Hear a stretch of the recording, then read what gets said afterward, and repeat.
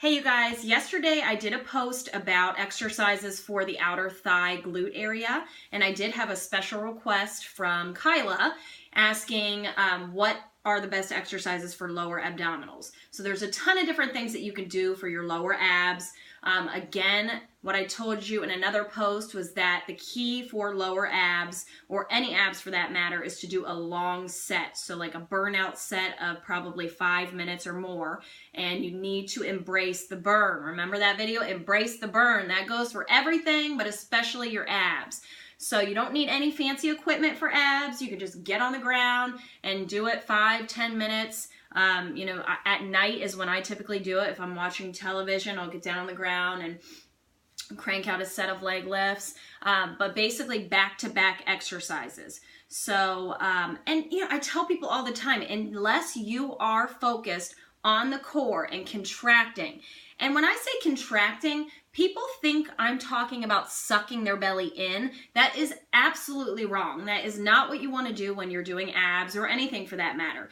As you are going through your day and you're sitting upright and you're talking to people, you're walking, you should always have awareness of your core and keep it contracted. It helps with your posture. It helps with strengthening your lower back, everything. And that is the feeling. So the contraction feeling is like when you're coughing. So that feeling, that where you're tensing, you're contracting. So it's not anything like sucking in where your rib cage is out, nothing like that. It's that tight contraction feeling. So every time you do a repetition of abdominals, you should engage your core and contract like that.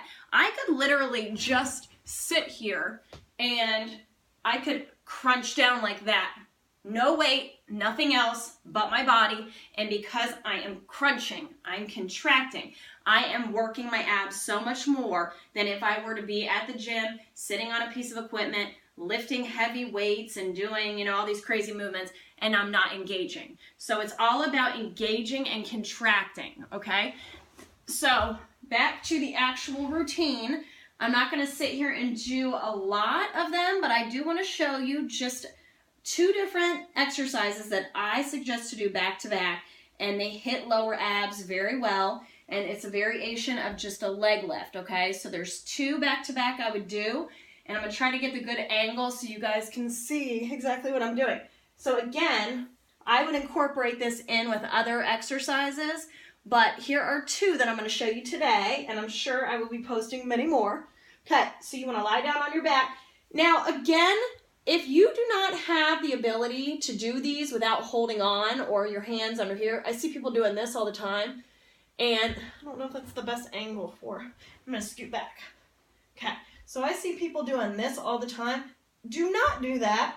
You're not going to gain any strength if you do put your hands under your lower back. I understand we all have to start from somewhere, but if you need to hold on or put if your hands automatically want to go under here, you need to get next to something, so either a chair or the couch, somebody's ankles, and you're going to gain strength so much quicker if you are holding on to something behind you and doing it this way as opposed to doing it this way, okay? Because that is just going to hurt your lower back more, in my opinion, okay? So that's one thing I want to add. Let me move this out of here. Okay. So you want to do a long set, but here is a variation. I am sorry, I just don't know how to do this if I don't have a cameraman.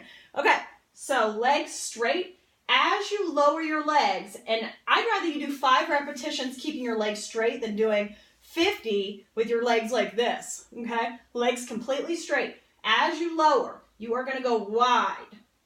Before you touch the ground, you're coming back up, bringing those legs together. As close to the ground without touching, back up. So as the legs come up, you want to blow your air out. Inhale on the way down, exhale on the way up. You always want to breathe out on the exertion.